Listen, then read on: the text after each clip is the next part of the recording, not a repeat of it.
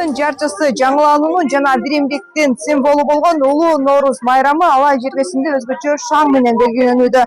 Борбордук стадиондо 40 казан сүмөлөк асылды. Ал үчүн апалар даярдыктарды көрүшкөн. Алдыда биз сүмөлөктүн бышыруу жолдору, ага чейинки жөнөлгөлөр боюнча айтып беребиз. Алай жергесинде 40 казанга сүмөлөк фестиваль өтүп жатат. Ошонун алдында камжып турабыз. Азыр мына казандар асылып, казандардын алдында майлар куюлуп, оттор жагылып, жети токоч бышырылат. Жети токочтун бышырылган себеби ошол ата бабабыздан келе жаткан салт.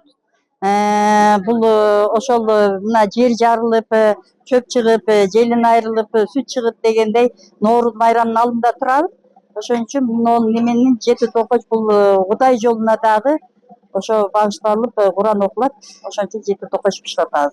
Азыр биз ошо кыргыздын абычасы боюнча сүмөлөк ырастап атабыз. Ага буудай өндүрүлөт. Андан кийин ал тартылат, ага кошумча ар ким ниет менен жакшы нерселерди айтып, жакшы тилектердин баардыгы айтылат. Биз биринчи сүмөлөккө майды куюп алабыз, андан кийин суу куюп алабыз. Бисмиллахиррахманиррахим. Менин колум Фатима Зурма энелеринин колу.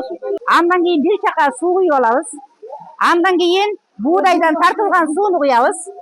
Андан кийин сууга, маңыз кошулган сууга уурулган уунду ошону куюп тартып алабыз.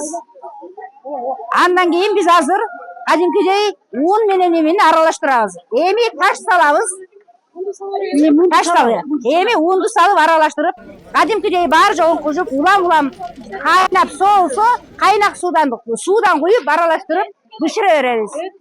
Таң атканга чейин жаап коебуз, таң атканда ачабыз.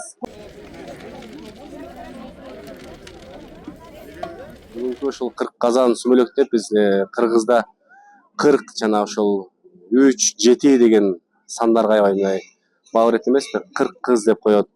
Кыргыз деген сөз дагы ошол 40 кыздын атынан келип чыккан деген сыяктуу ата бабалардан келген сөздөр бар. Ошондон менен биз дагы 40 казан сүмөлөктү ошондон уюштурдук. Бул биринчи жолу эмес, бул мурун да уюштурулган.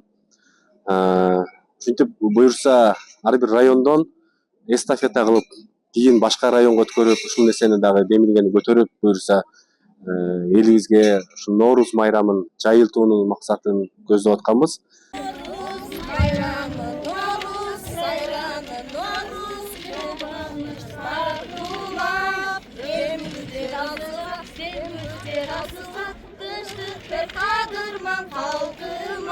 Бул сүмөлөк 5 сааттан бери кайнатылып жатат. Алдыда дагы кайнатылат. Түнкү саат 11-12 чейин кайнатылып, андан соң жабылат.